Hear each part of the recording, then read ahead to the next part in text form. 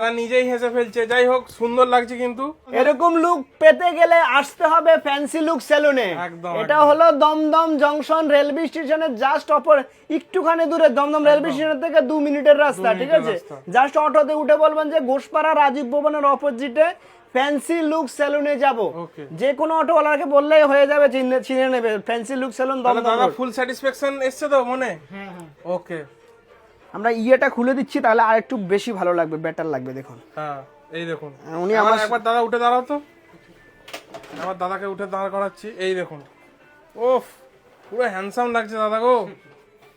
পুরো হিরো, পুরো হিরো, পুরো হিরো দেখুন, কেউ পুরো একদম বুঝতেই পারবে পুরো না। চেঞ্জ, একদম একদম। পিছনের সাইডটা সামনের সাইডটা সব দিক দিয়ে দেখিয়ে দিন। মারাত্মক। পিছনেরটা দেখি একটুখানি।